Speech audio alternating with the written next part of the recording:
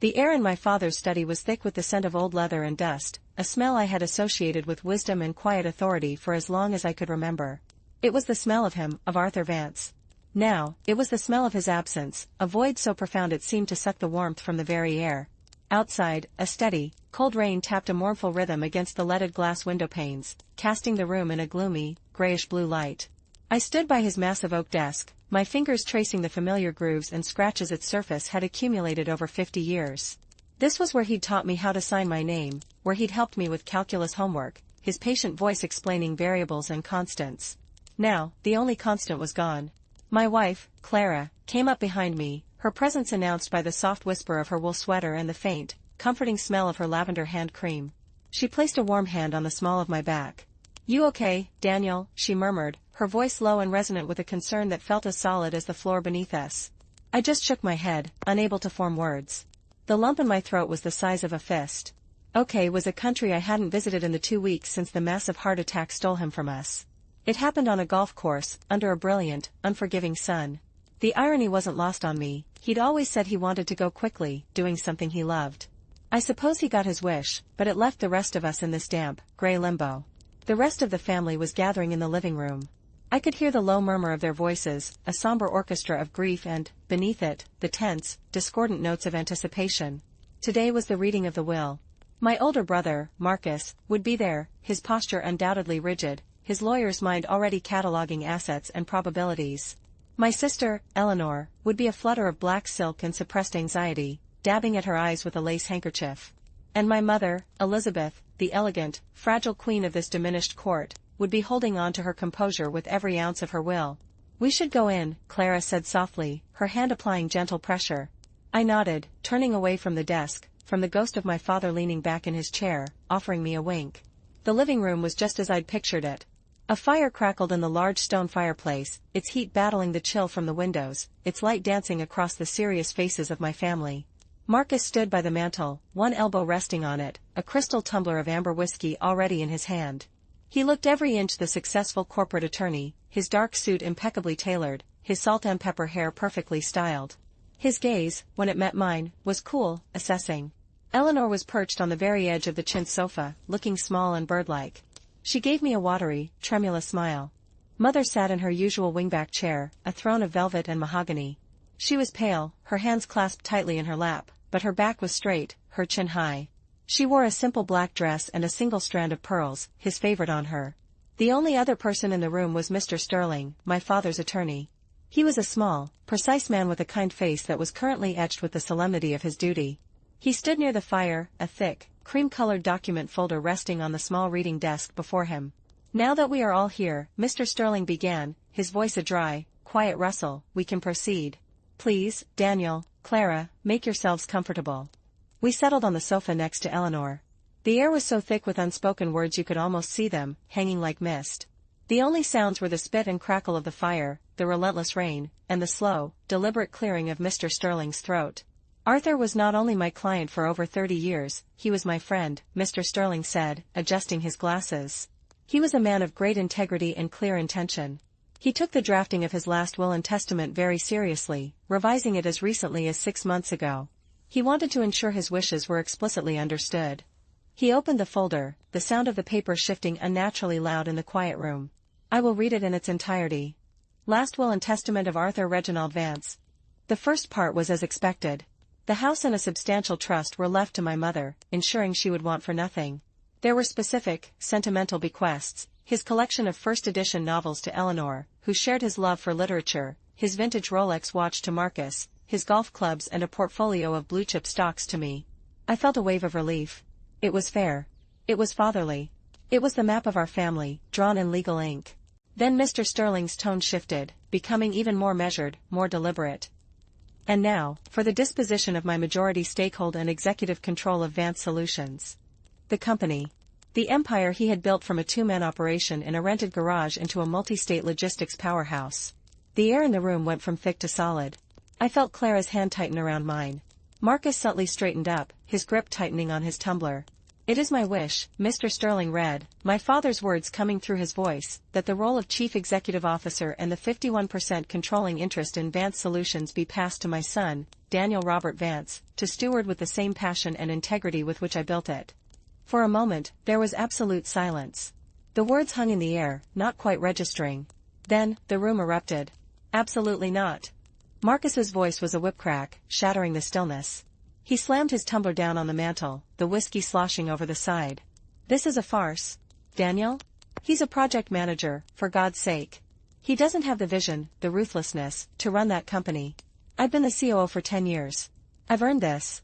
Eleanor let out a small, shocked gasp, her hands flying to her mouth. My mother closed her eyes, a single tear tracing a path down her powdered cheek. But she said nothing. I was frozen, my heart hammering against my ribs. Me? He left the company to me?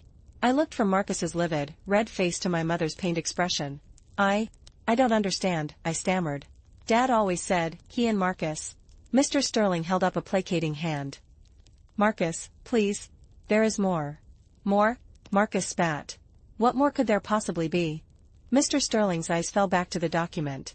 He took a slow, deep breath, as if steeling himself. There is a letter. A personal codicil that Arthur instructed me to read aloud to the family upon the reading of the will. He pulled a single, sealed envelope from the folder. It was my father's personal stationery.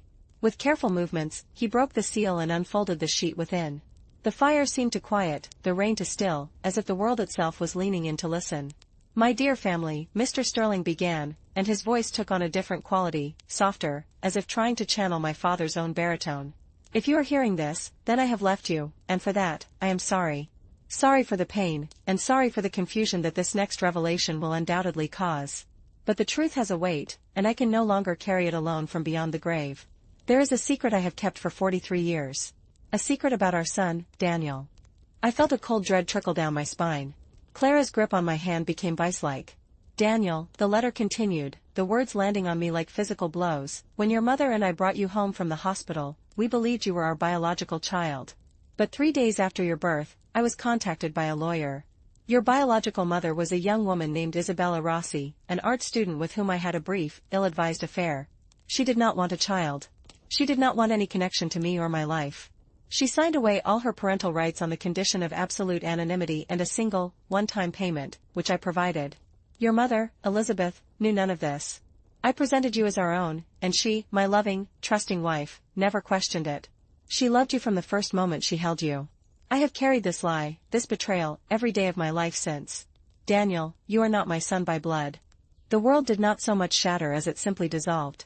The ornate Persian rug beneath my feet, the familiar faces, the very air I was breathing, it all just melted into a formless, gray static.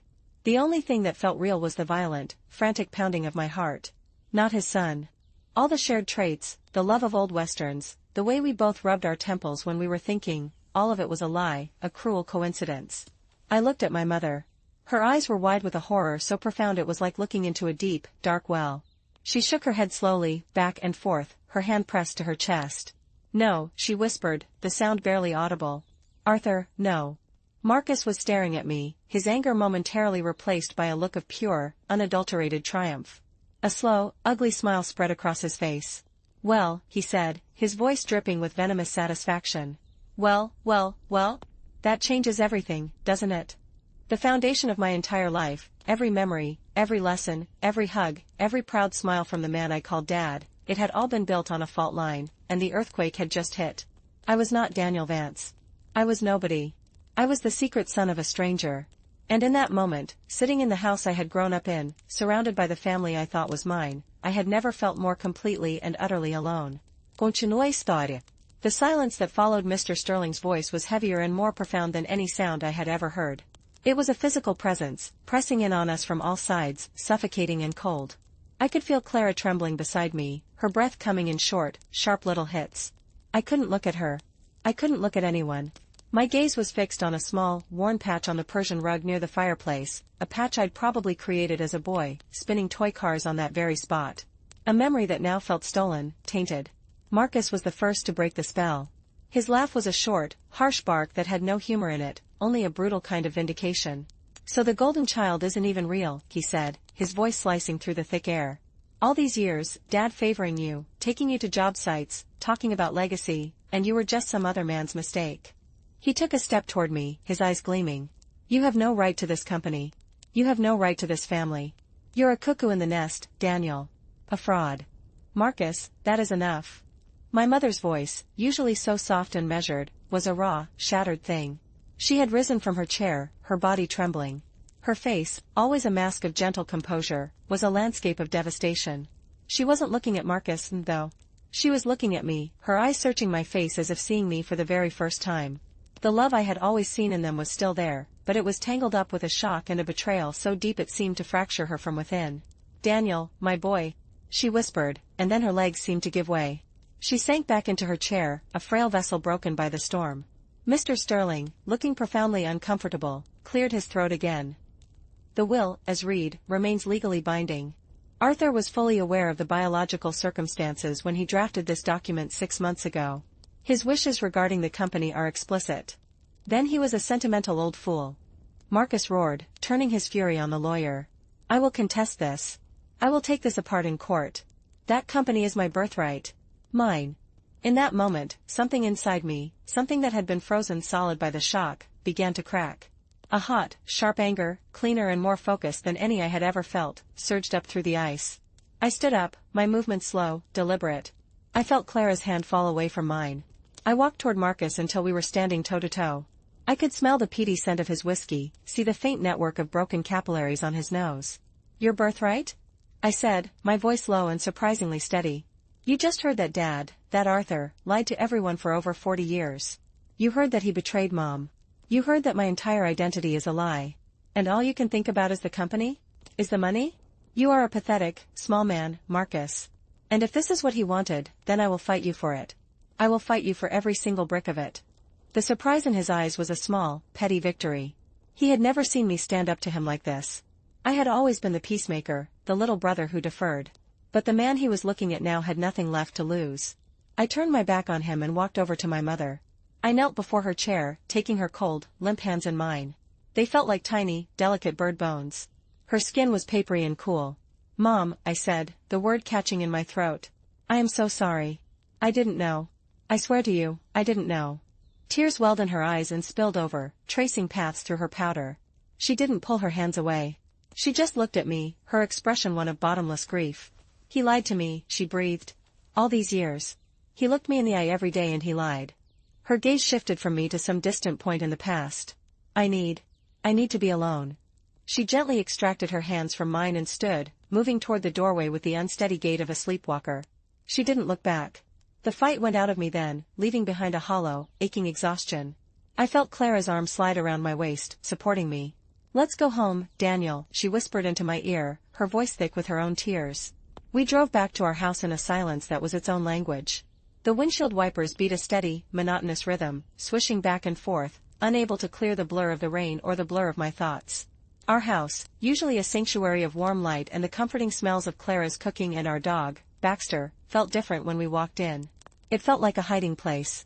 Baxter, a goofy, lumbering golden retriever, bounded up to us, his tail wagging his whole body, but even his uncomplicated joy couldn't penetrate the chill that had settled deep in my bones. I went straight to the small, cluttered office I used for paying bills and working from home. I ignored my computer, my desk. I went to the lowest shelf of the bookcase, pushed aside a stack of old photo albums, and pulled out a heavy, brass-bound wooden box. My father had given it to me on my 18th birthday. For the important things, son, he'd said, his hand warm on my shoulder. The things that define a man. I carried it to the living room and set it on the coffee table. Clara sat beside me on the sofa, her knees tucked up under her, watching me with wide, worried eyes. I unlocked the box with the small key I kept on my keychain. Inside were the artifacts of my life as Daniel Vance. My first pocket knife. My college diploma. The dried, pressed corsage from my senior prom. And nestled in one corner, a simple, polished stone he'd given me when I was 10, after we'd hiked a mountain together. A touchstone, he'd called it. To remind you that you can overcome any obstacle.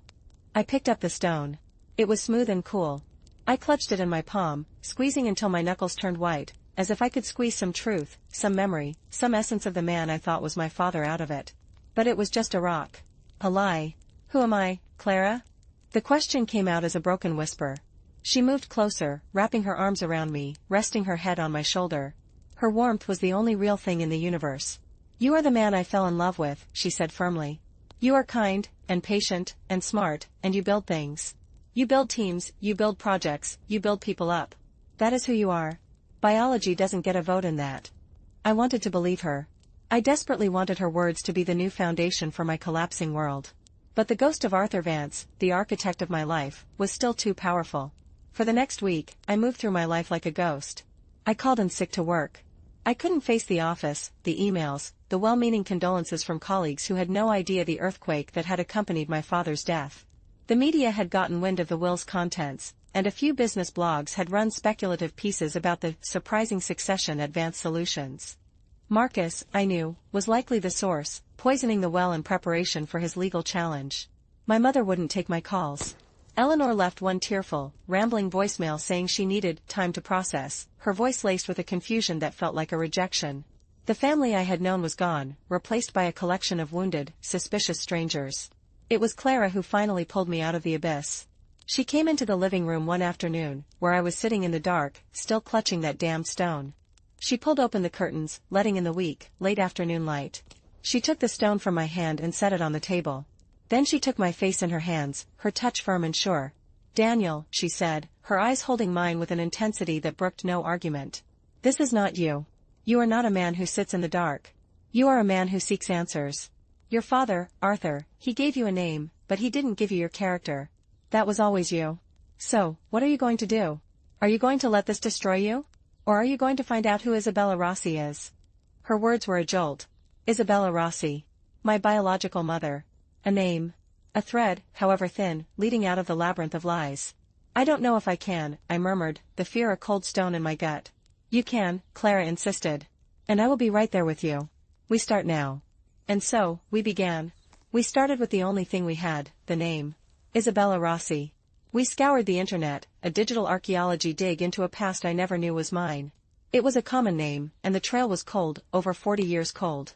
We found birth records, marriage licenses, obituaries for dozens of Isabella Rossis. It felt hopeless. Then, late one night, my eyes gritty with exhaustion, I found a mention in a digitized archive of a university alumni newsletter from the late 70s. The School of Visual Arts in New York. A listing for a graduating senior, Isabella Rossi, with a concentration in oil painting. It had to be her. It was the only lead that fit.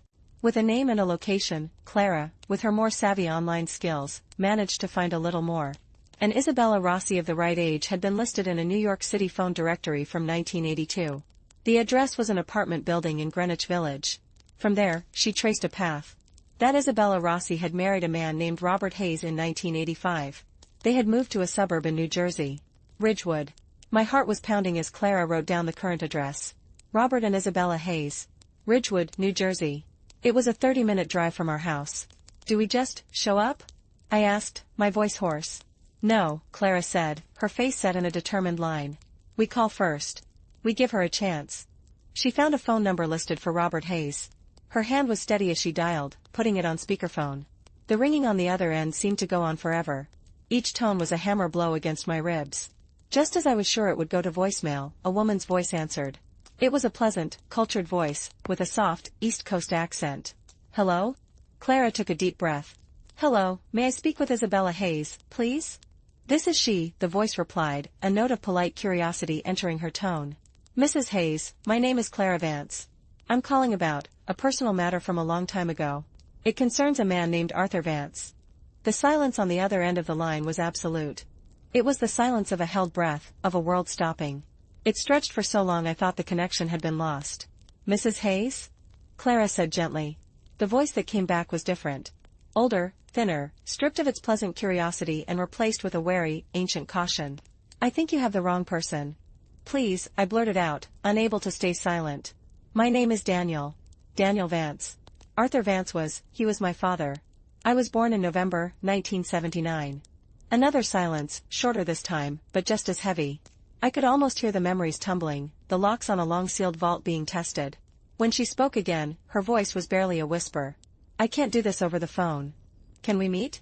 Clara asked, her voice soft but insistent. "We can come to you. Anywhere you like. A public place. We need to talk to you." There was a long, shaky sigh. There's a small park near my house. Liberty Park. There are benches. I'll be there tomorrow morning at 10 o'clock. I will be wearing a blue coat. Please, don't come to my house. She hung up before we could say another word. Clara and I looked at each other, the dial tone buzzing in the silent room. We had a thread. And tomorrow, we would see where it led. Continua a história. The following morning was crisp and bright, the sky a hard, clear blue that felt at odds with the turmoil churning inside me. Liberty Park was a postage stamp of green in the middle of Ridgewood's quaint, tree-lined streets.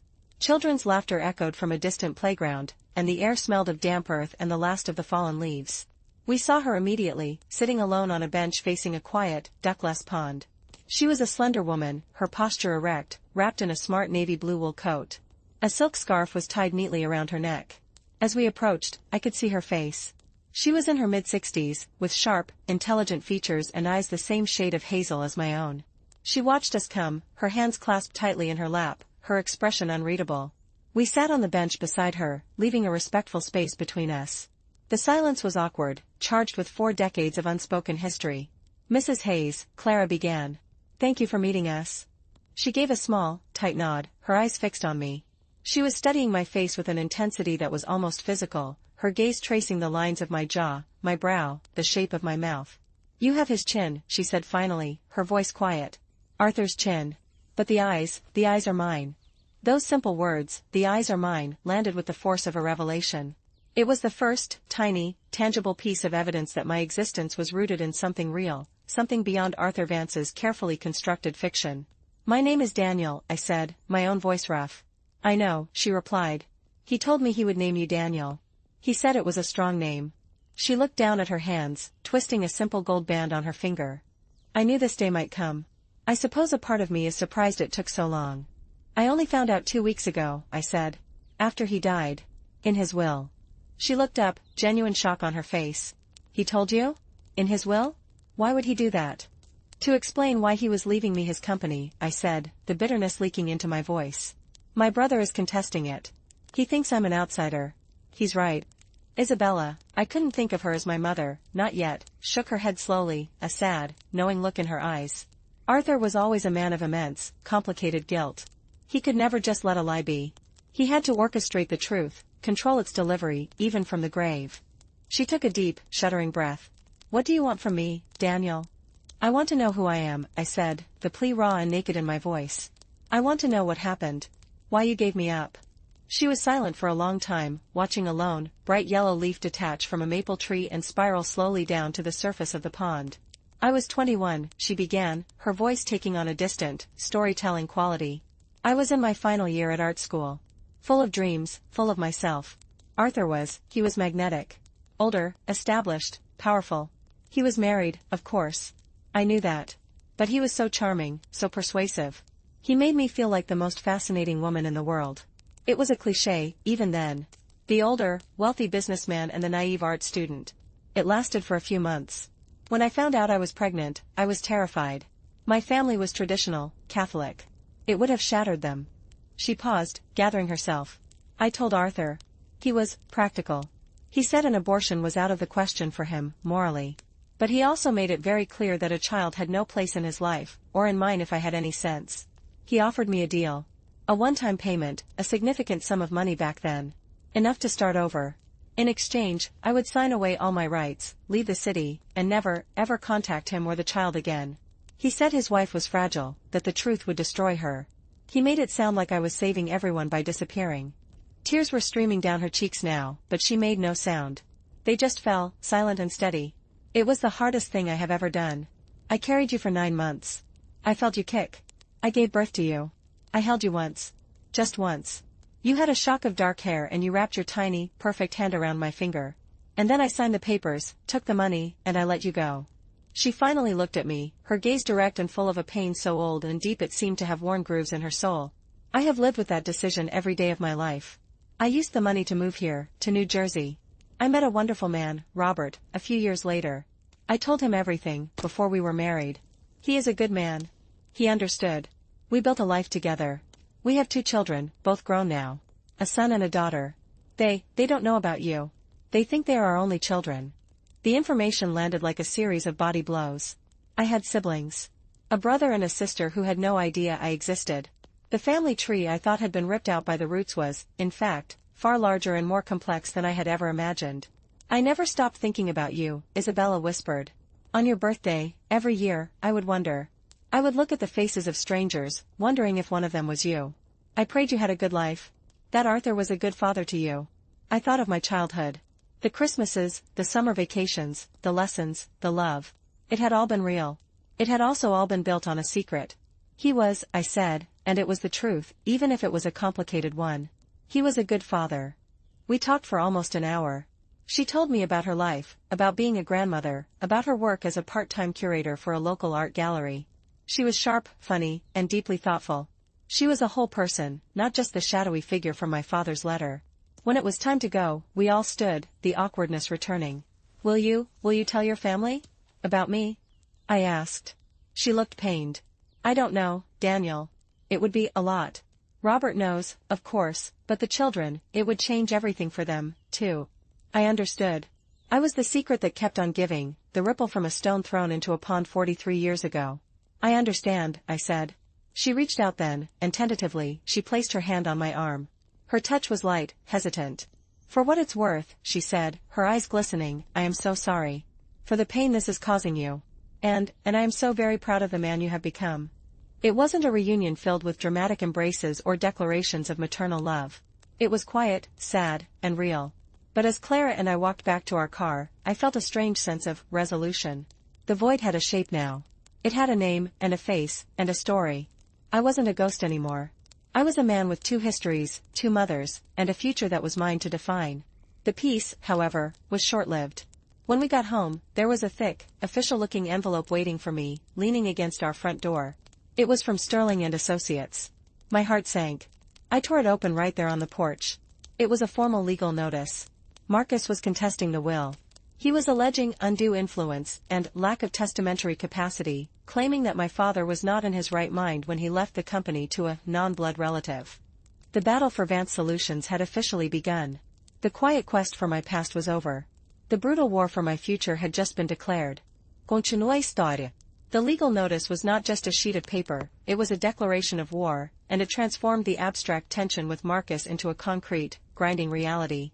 The following months were a descent into a special kind of hell, a limbo of depositions, document requests, and legal strategizing that consumed my life and drained our savings. My father's gift of the company felt less like an honor and more like a poison chalice, a burden that was tearing what was left of my family to shreds. I hired a lawyer, a sharp, no-nonsense woman named Amanda Pierce who specialized in probate litigation. She was expensive, but she was a fighter. Marcus has a weak case, she told me in her sleek, modern office that smelled of coffee and ambition. Arthur was of sound mind, and he knew you weren't his biological son when he made the will. His intent is clear. But Marcus can drag this out for years, and the legal fees alone could cripple you. He's betting you'll fold. I wouldn't fold. The anger that had ignited in me that day in the living room had hardened into a cold, stubborn resolve. This was no longer about the company, not really. It was about the principle. It was about honoring the last wish of the man who had raised me, whether he shared my DNA or not. It was about proving to Marcus, and to myself, that I belonged. The discovery process was brutal. I had to sit for hours in a sterile conference room while Marcus's lawyer, a smug man with a perpetually arched eyebrow, asked me invasive questions about my relationship with my father, trying to find any crack, any hint of manipulation. Did you ever pressure your father regarding the company, Mr. Vance? Did you sense any cognitive decline in the months before his death? Is it true you had a heated argument with your brother just 2 weeks before the will was signed? It was a character assassination, and I was its passive subject. Through it all, my mother remained a silent, distant figure. She had retreated into her grief and her own sense of betrayal. She refused to take sides, telling me in one brief, painful phone call that she couldn't bear to lose another son. Her neutrality felt like a betrayal in itself. Eleanor, caught in the middle, was a nervous wreck. She would call me sometimes, crying, begging us to settle, to find a way to be a family again. But there was no going back. The bridge was burned, and Marcus was pouring gasoline on the flames. The only bright spot, the only thing that kept me sane, was Clara and the unexpected, fragile connection with Isabella. We met with her twice more, always in a neutral location, once for coffee, once for a walk. The conversations were still stilted, navigating a minefield of pain and lost time, but there was a growing, mutual respect. She asked about my life, my work, my childhood. I asked about hers. We were two strangers, carefully assembling a new, strange relationship from the wreckage of the past.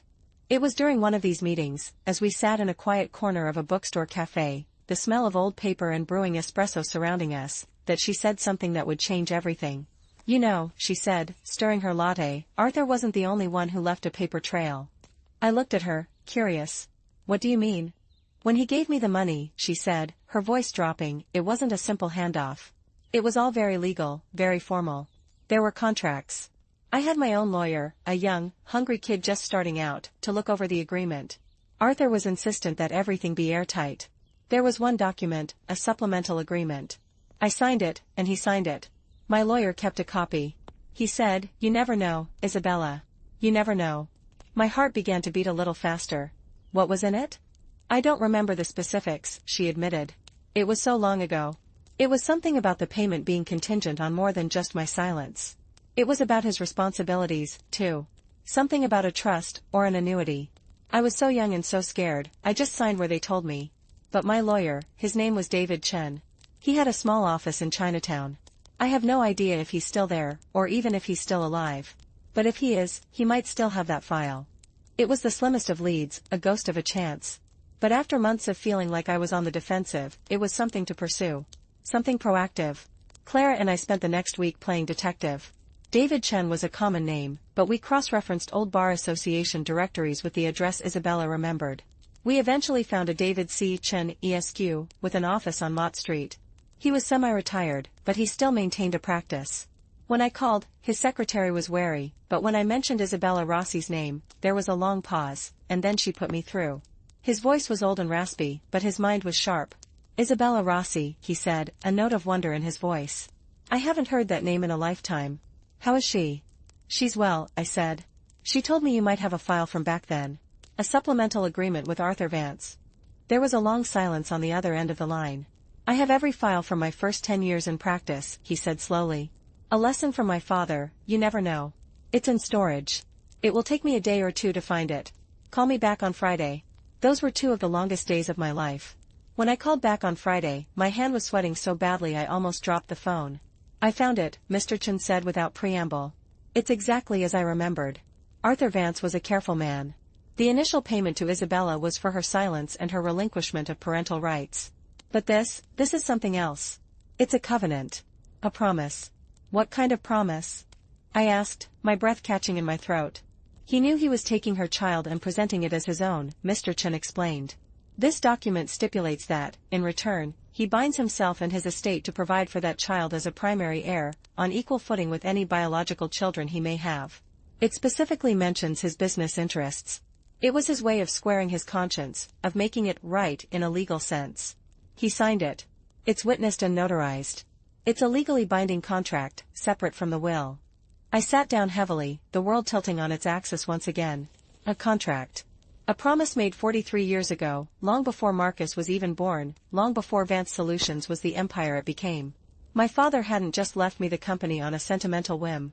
He was fulfilling a legal and moral obligation he had committed to the day he took me into his home. I had Amanda Pierce look at it immediately.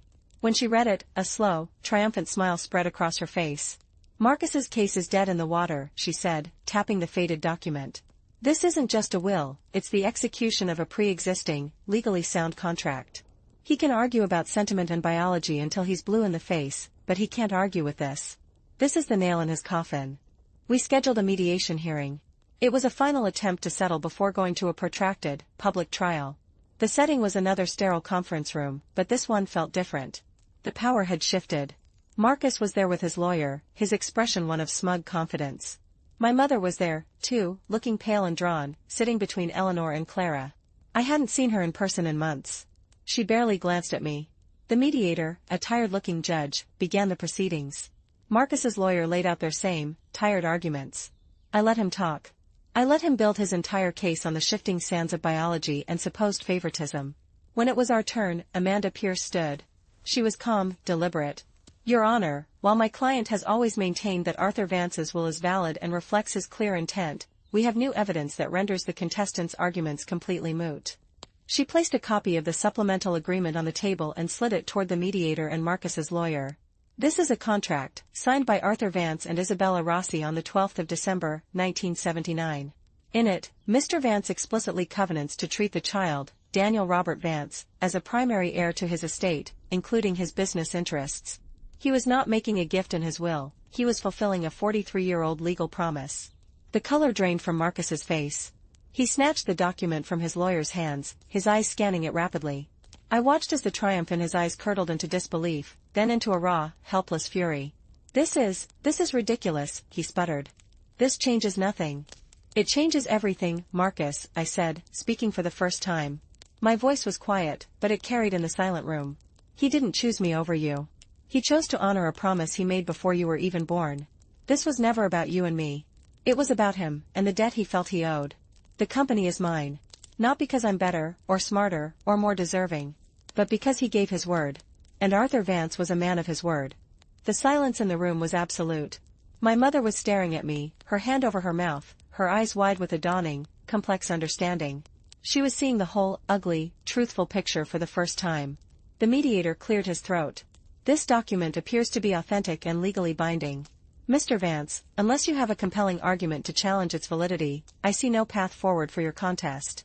I strongly advise you to consider a settlement, effective immediately, that recognizes Daniel Vance as the sole executor and beneficiary of his father's controlling interest in Vance Solutions." Marcus looked from the mediator, to his lawyer, to me. The fight went out of him all at once. His shoulders slumped, his head bowed. He was defeated. He knew it. He gave a short, sharp nod to his lawyer, who began gathering his papers without another word. As they stood to leave, Marcus paused at the door.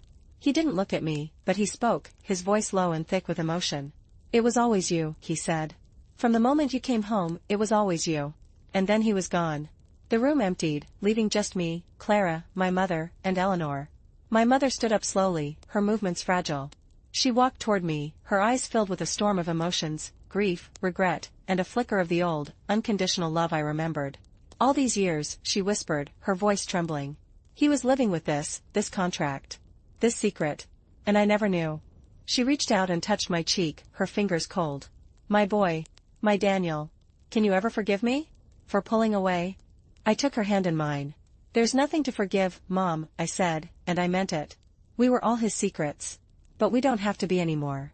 She pulled me into a hug, a real, tight hug, and for the first time since my father died, I felt a sense of peace. It was a broken family, a messy, patched-together thing, but it was still a family. And I was still, and would always be, her son.